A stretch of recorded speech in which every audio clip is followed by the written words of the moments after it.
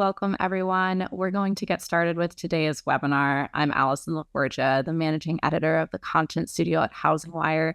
And today our topic is AI Accelerates Lending for Real, hosted by Tavant. A few housekeeping items before we jump into today's content.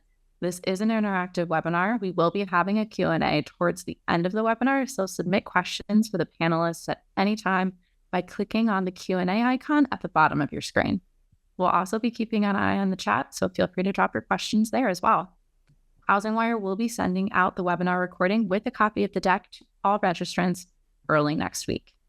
Now, Tavant will randomly select 5 attendees to receive a special prize. Keep an eye on your inbox with an email containing all of the details from Tavant. Now, today, HousingWire will be joined by Matthew Wood, the head of banking at Tavant, and Susan Schaefer, the VP of Underwriting at Primary Residential Mortgage. Matt, I'm going to turn things over to you to take us through today's webinar. All right, thank you. And Allison, thanks so much for all your help. You know, what you folks that are participating may or may not know is it takes quite a bit of effort to wrangle the folks that are doing this. So thank you, Allison. Our Tavant special something is usually pretty good. So look forward to see who gets pulled out of the hat for that one. So today we're going to talk about, the title of the webinar is very straightforward. It's just we want to keep it real. We want to keep it focused on practical application. Our hope is, Susan and I in our preparation for today, our hope is that you can walk away with kind of 2 or 3 anchoring items. One, get a sense of how, Susan at her company, the choices they've made, how they made those choices, and how they arrived at a means of implementing AI in their reality.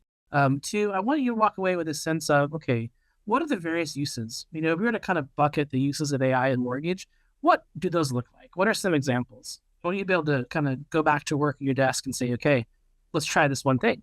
So we're gonna spend some time talking about those uses. And then lastly, I want you to walk away with an ability to say, you know what, an AI-enabled system, it should look like this. We want to see it from a roles and process perspective and see it also from a system technology perspective. So those are kind of the 3 main building blocks of today's conversation. So let's dive into it. This first slide is familiar to us in all the wrong ways, right? We are at this moment in the here and now. Most of us, in terms of the work we're doing in the mortgage side of things and the financial services associated mortgages, we're seeking, stability and sustainability. We're at a moment in our history where we're upside down right now. We've had a lot of consolidation in the industry. We've had a lot of companies right-sizing, getting to the right people at the right time for the moment we're in, and that's a very difficult thing to do for all of us. Making sure you retain talent, making sure you're making the right decisions with your investments in a tight time like this is very challenging. And also what we're seeing is the companies that are performing well are really kind of the pillars of the industry right now. They're the ones that have made quick choices, difficult choices, and stay true to strategy with their investments as they go forward. And above all, they've done a great job protecting their cash. So where are we at right now really demands our attention. This is not like a trivial or conceptual or gotta get up, hurry, it's urgent, digital is here, mobile is here thing. There is an imperative in the here and now for how the industry is working. How do we deal with this reality that we're in? So just look at these 2 lines. They should be familiar to many of us. You see the line of fully loaded expenses on the bottom, and you see revenue on the top. And then they switch right here at the end of the far right-hand side of the graph, right? So how do we address this? What are some ways and means of addressing it? And how are the ways and means that we have today different from yesterday? Because you and I both know, we all know, we've been working on things like automation, cost efficiency, doing more with less. We've been working on those concepts for quite some time. So what is changing and what has changed in the here and now? And we're going to turn it over to Susan to walk us through kind of how they're working through that exact question, how to make AI an engine for their company for both greater efficiency from an execution point of view and greater throughput from a productivity point of view. So Susan, I'll turn the mic over to you and I'll bother you much. Thank you, Matthew. Before we discuss where, let's start with why you should implement AI workflow. Look at your processes. What can potentially be done by an AI machine and what must be done by a human? Humans should do what humans do best. Critical skills should be left to humans. An example of this would be underwriters and critical thinking. Underwriters, when they underwrite a loan, are not just ticking the boxes to make sure that all of the documentation is there. That is certainly part of the job. But the important part of the job, the super skill that they have, is critical thinking and analyzing the layers of risk on the transaction to make sure that the entire transaction is an acceptable credit risk to the organization and obviously meets all eligibility requirements. So AI can assist the underwriter in data gathering, sorting, calculations, performing lower level types of decisions. But when it comes to the items on the screen here, common sense, ethical judgment, that needs to be done by a human. Machines should do what machines do best. And examples of that would be repetitive tasks, standardized calculations, which is math. Tasks that have a high incidence of errors, such as populating forms for signatures by the borrower. Machine AI provides an opportunity to perfect a task or a process so it's error-proof. Another opportunity is automating higher volume activities. Is there a process in your organization where a person is performing a necessary high volume activity, something that has to be done on every loan? Well, you need to analyze that and say, can it be automated? And if I can automate this task, now I have freed up that human resource to be utilized for a more complex task where human skills are going to be necessary. The focus should be on changing what is most important, but not trying to change everything. If it's an industry problem, look for an industry-supported solution, such as an AI vendor that specializes in the mortgage industry. If it's a company-specific problem, look at solving internally or having a technology partner that can provide a customized solution for the problem you're trying to solve. Let's talk about where to add AI to create efficiency. Next slide, please. Before we move off, can I just place emphasis on something you said I think is a really useful thing to keep in mind? Is it's kind of a fit question. So using the AI solution that fits at industry, at company, and down into process levels, those are different kinds of solutions and they're answering different kinds of questions, different prompts. I think it's useful for us to think in terms as business owners, okay, what kind of solution are we seeking? Or what kind of outcome, better way to put it, what kind of outcomes are we seeking? And let's match up to the AI provider that matches that question. Yes, thank you, Matthew. So on this slide is some data from our industry regarding average salaries for underwriters and processors. And the reason we're sharing this with you today is after we had sized to market with our fulfillment teams, we had to figure out a cost-effective way to support growth in production volume while still controlling the variable cost of fulfillment operations. We looked at a number of different goals, capacity management, lowering the per loan cost to originate, recruiting top talent, improve customer service. Pick one or pick all of them, right? Define a specific target goal. That's where we started. We just started with our goal. And an example of a specific target goal would be we're going to increase throughput for fulfillment roles by 400% by X date in the future. When you define the goal, that will lead you to where in the manufacturing process you want to start evaluating the adoption of AI. Keep in mind that AI is most effective when the strategic plan includes end-to-end adoption. There are components or building blocks to AI implementation, but your plan should be long-term and evolutionary. So the underwriting process is where we started looking. That's the very first role that we looked at in our analysis. And it's a natural starting point because the labor expense of this role is generally higher than other roles in the fulfillment process. Additional reasons for looking at underwriting are, I think, all of the common things that we hear and experience. It is the least efficient role in terms of number of funded units per person when compared to other fulfillment roles. So if origination volume increases, you have to hire more underwriters to keep up with the same funding levels. Underwriters do lots of checking the checker, right? They have responsibilities such as validating data entry that's completed upstream, ensuring that the data that's flowing downstream is accurate.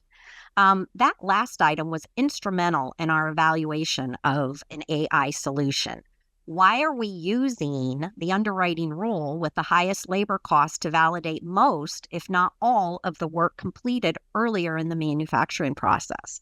Why can't we trust that there's data integrity for tasks that are completed prior to underwriting? Why does the underwriter have to touch the majority of the data and the documents?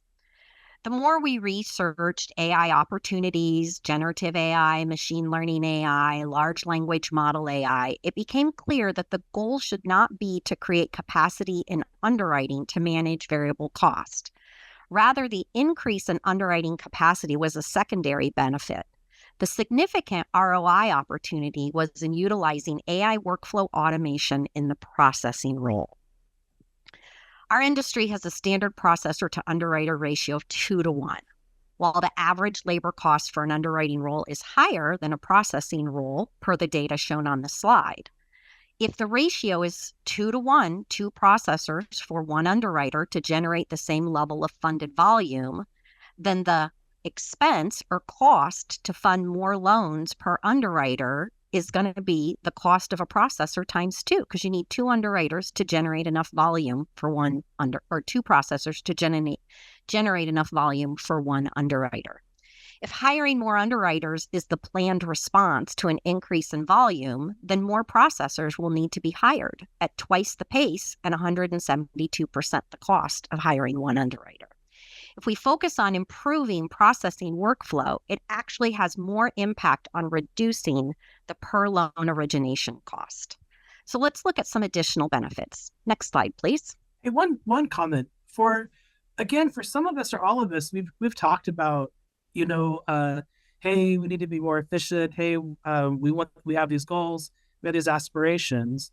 I think the key thing for the audience today is I want you to pay real attention on this slide and the next slide, please, because Susan's going to show you a company that is actually doing it, actually addressing these concerns. They've set objectives. They have outcome-based measures. They've chosen a strategy based on those outcome measures, and they're implementing the AI for real. And so in that sense, you're hearing things that are familiar, and we've said before, but what you're seeing in this conversation is you're going to continue to see how an unfolding of a real world example of a real world company achieving the real world outcomes. So as we just talked about, our analysis and our model shows that focusing on processing workflow is going to benefit underwriting and build capacity in underwriting. So the same number of underwriters can underwrite more production volume. It's obviously going to increase capacity in processing, and it's going to benefit originators as well. We talked about, how the model supports the lower loan processing costs when we include automation. But there is some additional upstream automation value that I want to talk about. So the first one is data integrity. You have a source of truth now earlier in the process. With AI-enabled workflows, data is pushed into the LOS rather than manually entered. So there is less double checking that needs to be done by humans in the process. Data integrity mistakes are a large portion of manufacturing defects. Having better data integrity can be a significant cost savings, such as less warehouse dwell time, reduced suspense penalties or repricing of the loan when you go to sell it to the secondary market, no redirect cost. So those are all things that can be controlled and managed through AI-enabled automation. And right now, it is used in some portions of the manufacturing process, but not all of them. And data integrity mistakes just shouldn't happen. They just shouldn't happen, right? They're human related. And if we can eliminate those, we will have an immediate expense reduction. The other piece of this is eliminating the stare and compare analysis between documents and data or documents to documents. AI OCR technology has a very high confidence factor, which allows organizations to set up an exception-based workflow. This means we can reduce the amount of time a specific role spends looking at standardized documents by 95 to even 100% in some cases. The technology can be programmed with confidence thresholds that will create a task for the questionable item, so the exception, to be reviewed by a human. So if now our underwriter or processor is only looking at 5% of something where 95% of it can be looked at by AI, just think about that in terms of work minutes or hours culminated over months and years, and how much capacity you are creating for that role to focus on what's really important. There's lots of opportunity on how to implement this in the manufacturing process. And if desired, you could completely remove it from underwriting or any other role if you have 100% confidence for that specific task. Automating repetitive low-risk tasks. We've mentioned that in the opening remarks. This is such as ordering third-party vendor products, data entry, milestone-driven events such as automated communications or tasks. This type of automation really allows the role to focus on their set of critical skills and spend less time or on housekeeping tasks that occur consistently on every transaction. There's some additional benefits that will impact profitability. Better and more consistent borrower experience.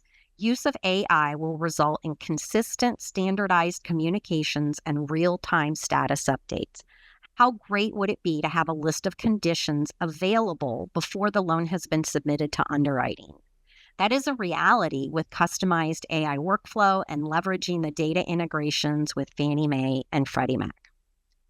So next slide, we're going to take a look at the standard workflow and where AI can be implemented.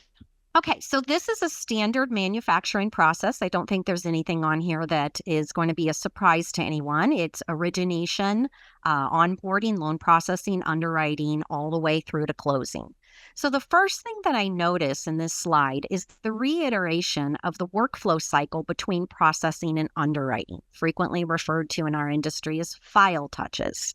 You can see all the circles, right? Multiple circles there, back and forth.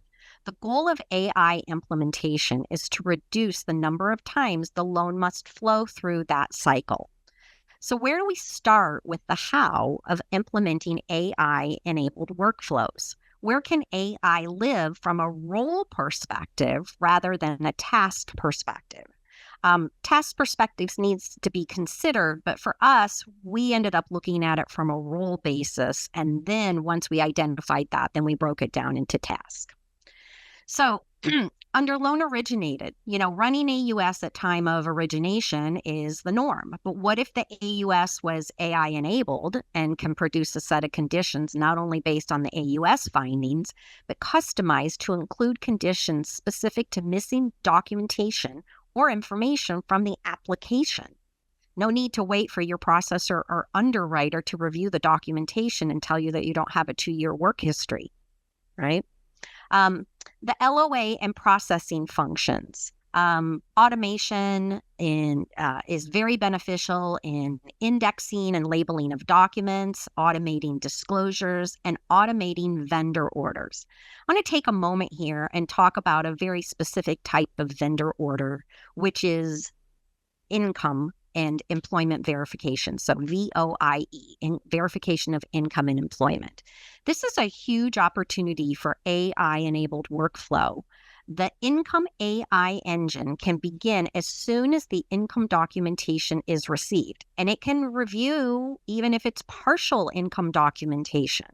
So you don't have your full 2 years of W-2s or your full 30 days of pay stubs. Maybe you have one or the other. Where it is initiated in the manufacturing process is a business decision, but I'm an advocate for submitting to the AI engine as early in the origination process as possible. Having verifiable, accurate income calculations will provide confident pre-qualifications and pre-approvals. It'll eliminate incorrect calculations caused by human data entry. It'll reduce the amount of review time needed by an underwriter. If all of the documents have been looked at and the discrepancies identified and resolved before it gets to underwriting, then when the underwriter is ready to look at that loan and the income calculations, the income data has been posted and analyzed in the income calculator, and the underwriter is looking at the output of that income calculator, now they can focus on trending the income, analyzing the stability of the income, rather than spending time collecting the data and performing calculations. There's a lot of opportunity to insert an AI-supported process in every role in the manufacturing process. Examine your process flow to connect the dots between process floor, process rule, and capability. And examine where you identify an opportunity and the biggest bang for your buck in terms of the investment. Matt, do you have any comments related to this process flow? Yeah, a couple of thoughts came up, while you were walking us through. Is I heard things strategic and things tactical. On the things strategic side, it's okay. What is our starting point for our company in the here and now, and why? And so, for you, it's let's focus on the loan processing function. For a couple of reasons, we talked about costs. We talked about the benefits of upstream automation and how it flows down, kind of cascades further value. Another thing I heard is on the tactical side, the sifting of the human and the machine. What people are good at versus what's repetitive. That's a very typical tactic, but doing that in the context of role redefinition and role definition itself, I think is very powerful, because now it's not a question of just how do we take what we have and one for one do what we have. It's more a question of what's in the basket of what we have that can simply be done entirely differently, be it at a task level or role level. And if we make those changes, how does it recompose the roles themselves, and vice versa? I really like that, because I think that's a powerful lens or a powerful organizing principle of approaching AI strategy within your company. And then lastly, I hope folks that are in the audience today, take a screen grab of the screen. These are actual examples of where AI is being used in the typical manufacturing process. And if you're not using them in these points in the process, these are your real opportunities. And you'll notice, you can do your background. You know who PRMI is as a company. You know their complexion, and so in the contours of who they are and how they do business, so you can kind of compare and contrast to who you are today. So use that as a point of understanding of in this reality, we're seeing all these different ways of leveraging AI. And one last side note, this is in addition to many other regular types of automation, because it's never either or. These are technologies. Technologies can cohabit. not a problem there, but it does loop back to strategy, asking, why would we do a portion of a role with AI versus, say, RPA? That's a more traditional form of automation. So I think it's really good to hold on this, to think about it in terms of these are the applications that we're seeing being done by PRMI in their strategy. Okay, we're going to hold here for a little bit. Okay, I used the words uses and excuses because it was cute, it rhymed. But you could put top uses, top concerns, top issues, whatever fits kind of your disposition today. But uses and excuses is also useful because it kind of prompts us to challenge ourselves at why we're saying no to AI. So on the left, we can walk through it in part. On the left, you'll see kind of some top uses, and these uses can expand. Once you start digging into it, they can grow and ramify bigger. They become much larger. So of course, you could use AI for scoring the leads as they come in. You could use other techniques for that. I really like the onboarding piece, like Susan touched on earlier, is validity of data, inbound data, making sure it's clean as it comes in, and understanding, being able to interrogate that data, understand what is it about it that's unique, What is it about that achieves the outcome we're testing for? On kind of mortgage application flow, maybe operations might be a better word here. Looking at just operational dashboards, helping AI tell you what's going on. How many of us are waiting for our visualizations to be completed in XYZ data visualization initiative, right? We need that dashboard. When can we get our dashboard? What if you could type a prompt like, hey, how are my loan officers doing today? Tell me who has been able to XYZ. That's a much more accessible way, rather than kind of having the information mediated by systems. You can actually interact and achieve it. I think it's good to pause a little bit on number 5. There's a lot of content that we have in mortgage, be it on the servicing side or the origination side. A good example from servicing comes from a conversation that my team recently had with one of my clients, where they have a lot of kind of unique needs in terms of what they communicate outbound to customers and when and how frequently they do.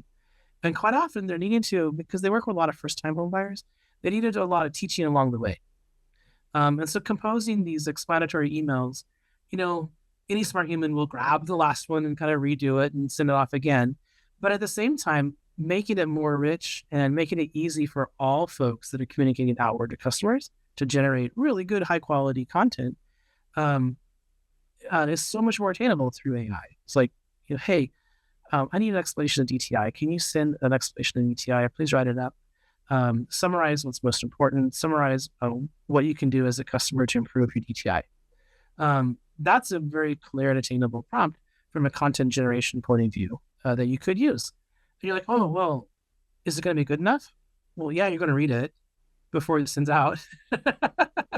So you'll know if it's good enough or not. You will be, you as the in the role that you're serving will be kind of you'll achieve kind of the operational verification that is correct and right. One of the good things going for us in mortgage when it comes to AI is most of our activities are kind of verifiable, evidence verifiable in terms of compliance, in terms of outcome, in terms of the end results. We can see very clearly if we're on target. Now, Susan, I warned you I was going to ask you this question. If you could tell us, just from your company, what were some of the kind of top concerns people had when this conversation began, those many weeks ago? I will say that what surprised me the most when we started meeting with stakeholders and sharing with them our thoughts and our recommendations for some AI-enabled workflows is I was really surprised and saddened by the number of people who all they heard in the conversation was, I'm going to lose my job. You're replacing me. Software is going to take over and I'm obsolete. And that couldn't be further from the truth. We had zero intention of reducing roles or reducing headcount or anything like that. Rather, it was just the opposite. What we wanted to do was figure out how to grow with the team that we have. How do we grow as an organization without hiring as the only solution for capacity management? And there's so much more to this than just capacity management. Some of the things I touched on earlier, improved borrower experience and defect cost management and things like that.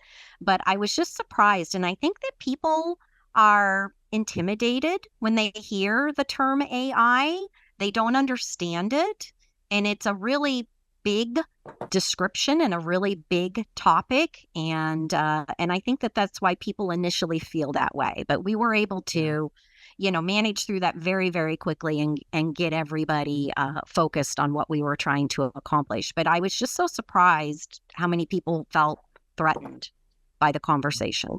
Yeah. And, technology can be scary. There's a lot of, I think, from spending such a deep period of this past couple of weeks with preparing for this webinar, I think though on the one hand we have too much fear about AI, and maybe we have the wrong kind, because it's just so different. It lies outside of our experience from whatever all of our interactions with technology till date is so different with AI. We'll talk more on that in a little bit. Let me just speak to a couple more of the excuses or the things that cause us to hesitate or pause. There's kind of one group in the middle where we're like, we have a strategy, we have a budget, we have things to do. We are going to get to AI when we get to AI. Another way of saying that is, the technologies are not ready. We're going to get to AI when we get to it. Or another way is we need other people to adopt first before we get to it. We'll get to AI when we get to it.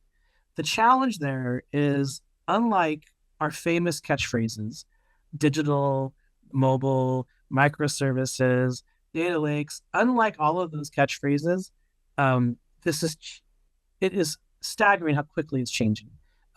For the good, more powerful, more can be done. But it's changing. The change is measured in months, not years. You think about, how long, when this conversation started, even when I contrasted information available 12 months ago till today, it's dramatically different because things have changed so much. What does that mean for us as business owners? It means that the capabilities are just improving and improving and improving, step by step by step. It's not a function of being left behind per se. It's a function of just not running your business well. It's like living in an age of computers and just like, we don't need them. Let's go with paper files. That's how strong the disconnect will be between companies that are using AI versus companies that are. Another thing is it's really unfamiliar. So it's a black box. We don't know what's inside the box. It's non-deterministic. So that's meaning like we don't know what's going to happen. As we invoke the model, we don't know what the outcome is going to be. The outcome emerges from the interaction with the model. There's potential for buried bias because we can't see the bias. Cracking open the entireties of a fundamental AI model, there's so much math going on, it's almost unintelligible to those that are experts.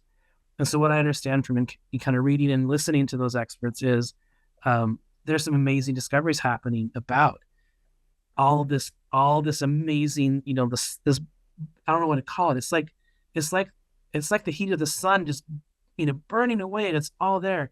And once you get into it, just things are happening that we never anticipated before.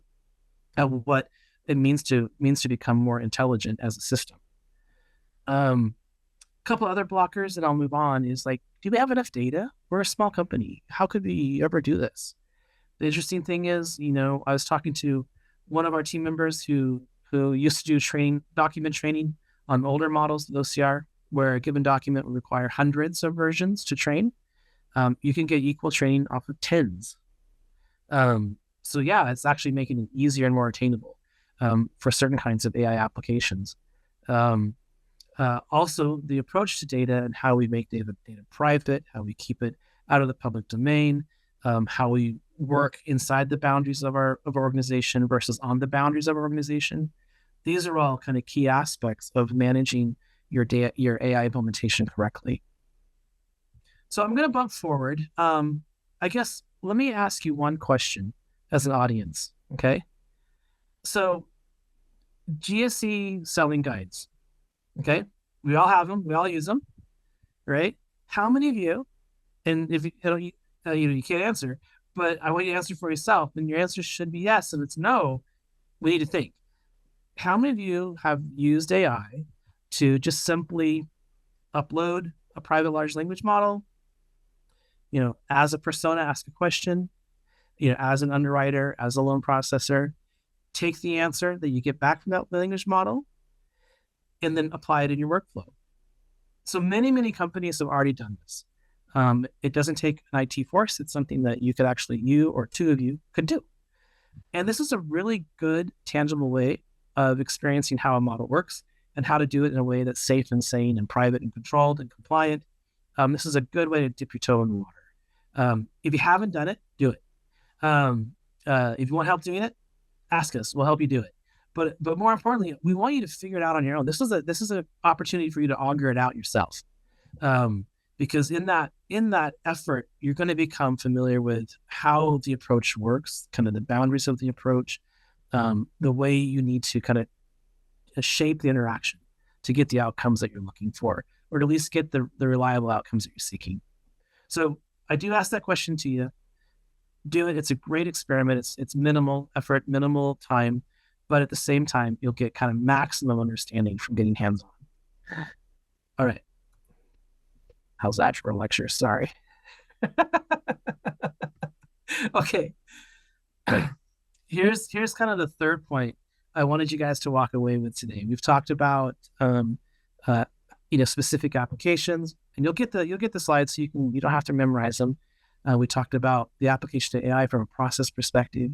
We talked about developing strategies based on cost and role and magnifying impacts, magnifying gains. So what does it look like at a systems level? If you were to say, okay, sketch me a quick architecture of where AI lives, where does it live? Now, the top band, I kept it here because I wanted to remind us these are the things that we want. These are the outcomes we're looking for, right? Reducing cycle time, throughput. We want to reduce or eliminate suspense penalties and loan repurchases. The core tenets are here because this is from our work. You'll see kind of 5 of them up on the screen, but the interesting thing is it's not 4 and it's not 6. These are the tenets that have evolved from our application, and it's really these 5 as we understand them. So end-to-end workflow automation. Why does this matter? Coming back to Susan's comment earlier, our solutions for automation AI are at their most valuable if you start connecting things. And if you do it without end-to-end workflow automation, it can be a starting point, but you're also setting yourself up for struggle. It's like it's as if you've bought a really, really good, track motorcycle, but you're not willing to shift it out at first. So we need to have the end-to-end workflow automation. Bidirectional integration LOS can't be understated. This is the way you give yourself flexibility. You need to be able to do things inside the LOS and outside of the LOS. You need to be able to adapt quickly on the outside and then leverage what's there on the inside. For us in industry, we know the list of LOSs is a short list. And we want to make the most of what they're giving us kind of on a release by release. Yet at the same time, we want to be able to outpace them in terms of innovation, in terms of maximizing in the here and now. Because remember, the moment is now from the starting slide of maximizing our ability to grow with the teams we have. And then the one in the middle, plug and play. This is about your future success, not about mine. Is can you compose and recompose your solution because it's been designed to be changed? This one's very useful because the investment cycle into these technologies and in the kind of the sub enabling technologies. So think of like documents to data extraction, or the things that'll be used in collateral, types of AI that's being used for computer vision. The investment pace is so rapid. So the top player today may or may not be the top player tomorrow. So having the ability to plug and play with what works in your footprint solution is a way of making sure you have durability in your strategy. We don't want your strategy to kind of trip over the inability to execute or the inability to change. And look at the other two. Having an underwriter workstation outside of the LOS is all about speed. It's all about being able to innovate independently and then bringing that output back into the LOS. And then best of breed providers is similar, but this is also along the lines of plug and play. You want to be able to remove things and bring new ones in. You want to make sure that in your AI system, at a systems level, you're always able to take advantage of what's happening in this very, very steep investment curve. So let's talk about a little bit about kind of the under the covers, these kind of 8 blocks in the middle of where AI lives. And then I'm going to dive into an example around collateral. So as you can see, we have on the screen here, income and you have credit. You can read them. You have assets, etc. You have these 2 larger pieces on the right-hand side, which are all about, reviewing the underwriting tasks, manually versus automatically. So the 2 have to come together. And then, of course, extracting data from documents. All of these have different aspects of different types of AI and also have aspects of different types of automation. Typically, the dominant form is going to be a large language model or maybe a smaller language model that's reinforced off that. You may also find other types of AI, like I mentioned earlier, like computer vision in play to help us handle images. So let's talk a little bit more about collateral, because it's a good example of a language model in use hand in hand with images at play. All right. So the reason why I want to pull this up is to help you kind of differentiate a little bit of one from the other in terms of one type of AI from another type of AI. Now, we know when it comes to collateral, we're worried about we're concerned and interested in the quality of the appraisal itself. As a work product, is this right? Is it correct? Is it on target? We're worried about the condition of the home. Have things changed? Is the data we have the data current? Is there other data that could be available from, let's say, a more recent drive-by appraisal? Are we confident in the AVM for any reasons? What is the condition of the home, both interior and exterior? And there are some unique considerations to think about for new construction. In all these examples, AI can help us take the text of the appraisal. It can help us digest it. And maybe a better word for that would be able to understand it and give us a quick summary of what's been happening. Kind of documented summary is a really powerful thing for a large language model.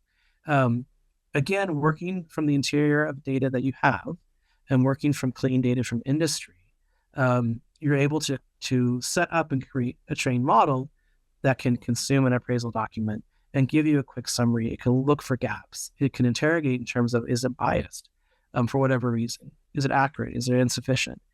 Is there anything going on in terms of where we probably need to go back and check it for rent versus for sale situation? Because quite often, we'll say it's a single family residence.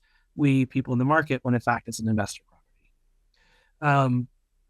A quick example on new construction, and I was thinking about this today, and I thought of my friend Steve. His name was actually Steve. They bought a home. They were the second homeowner, and near where I live. I live in Pennsylvania, and they were getting ready to move, and it was in winter, and the front stucco of their house began falling off, like all of it.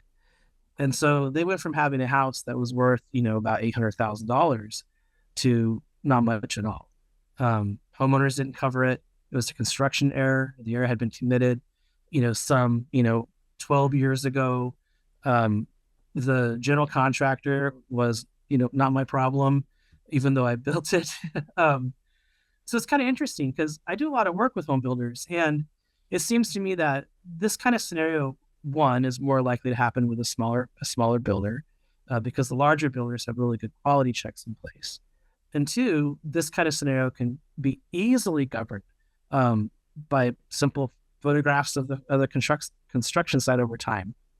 Had you been taking integral pictures of the home as it went up, it would have been obvious, and it would have been completely detectable that this home had sheeting but no vapor barrier, no waterproofing.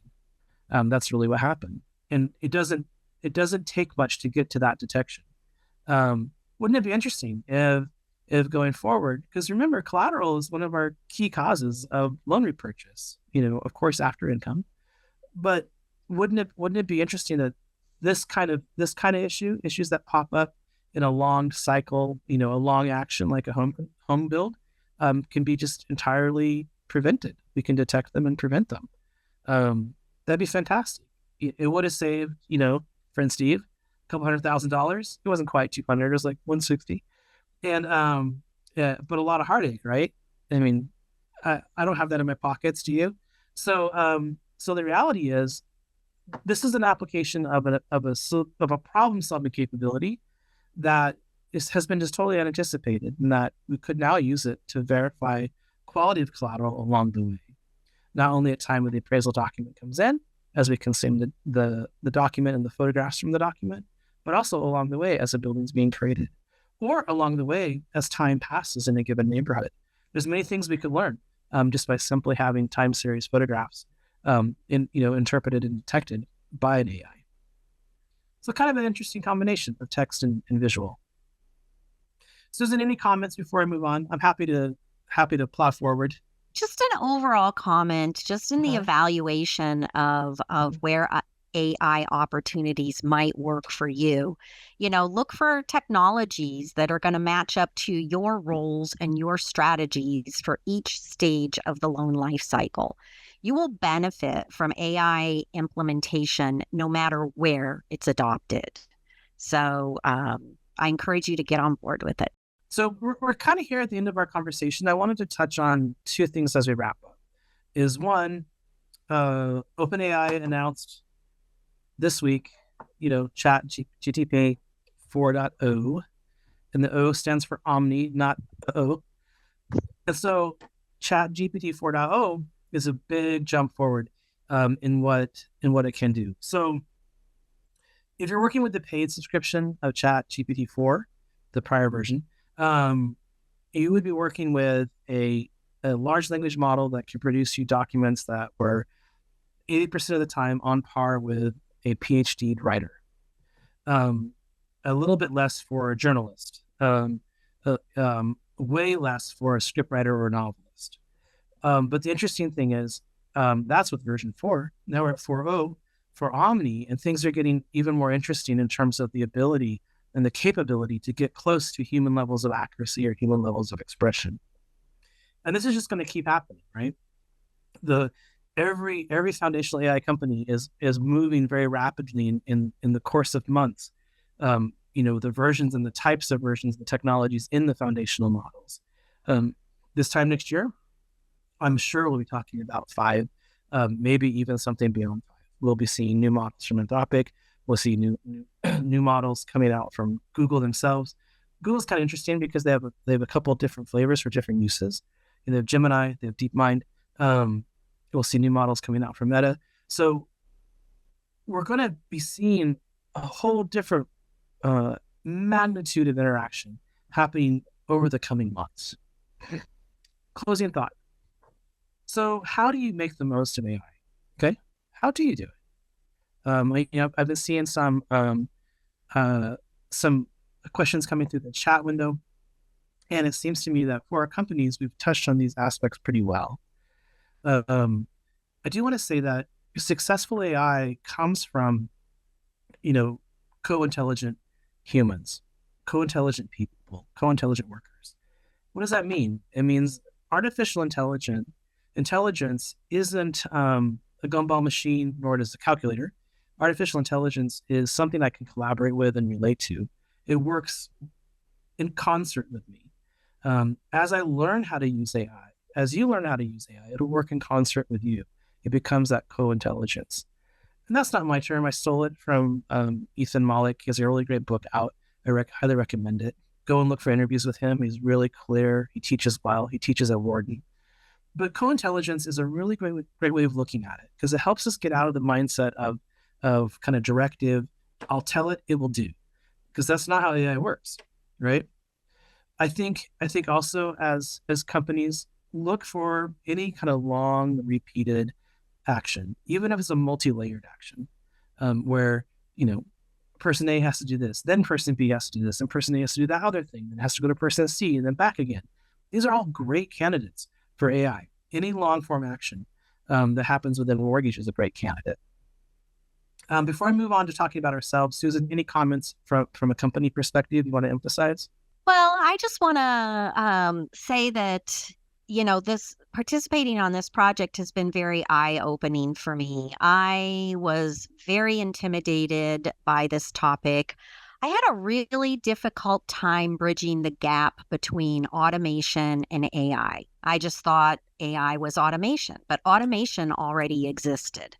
So how do you make the leap to AI? How do you make the leap to collaborating and co-intelligence, some of these terms that you have used?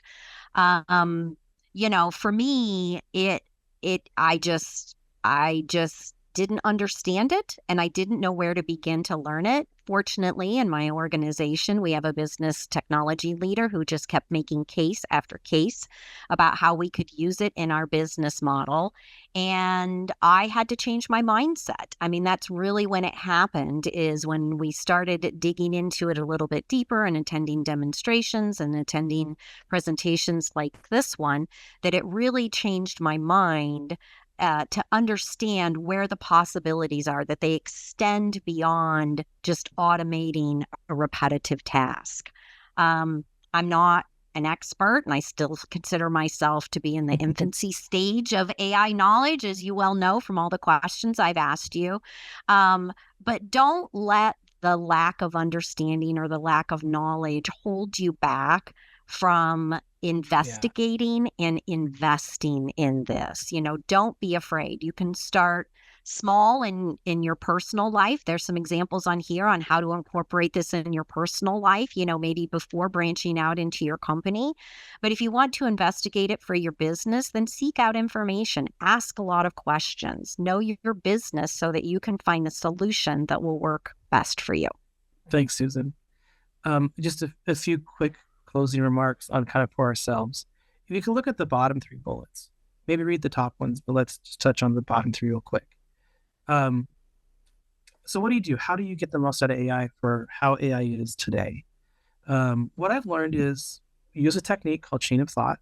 So that's where you give and structure your requests and your prompts and your actions with the AI model kind of in a series of steps versus, write me a thesis on particulate pollution.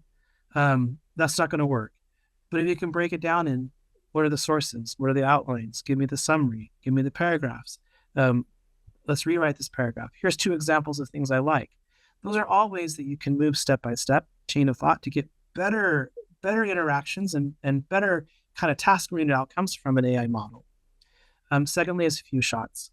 This is just give them a few examples up front, give your AI model a few examples up front of things you want or things you like, describe them, and that'll really help kind of seed the interaction. And this last one's actually probably the most curious to me, and I haven't practiced this, so I'll be honest, but this is me listening to some of the best practitioners, is give your AI a personality. Tell it who you want to talk to. You want to talk with someone that's really sarcastic, someone that's intellectual, someone that's kind of plain spoken. Do you want someone that kind of gives you negative feedback really strongly?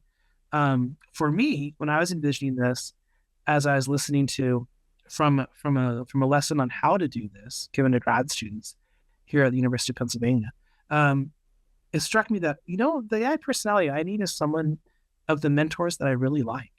That's the personality I need. There's a lot of self-awareness that's required for kind of making the most, that's even the wrong term, of learning how to interact with this new way of relating to technology and information. It's probably a better way. Just learning to interact in a whole new way that hasn't existed ever before. It takes a lot of self-awareness. So dig into that. And I recommend everything else on the bottom of that slide. All right. Well, that's the material you want to cover. I hope some of it was useful. I'm glad the chat window was really hot and heavy. It was nice to see all that flowing through. So Allison, we'll turn it back over to you for next steps. Thanks, Matt. So to our audience, I see that there's a bunch of questions in the chat. I know Matt has touched on some of them with Susan. I know there's other questions in the Q&A. Keep sending your questions. If we don't have time to get through them in the remaining 6 minutes until we're at the top of the hour, we will be able to answer you afterwards. So send as many questions as you have as we get through these. So with that, I'll love the homework. Bombard, please. More questions. It'll be fun. Matt didn't know he was getting homework, and now he has it. So Susan, Matt, I want to make the most of our remaining time.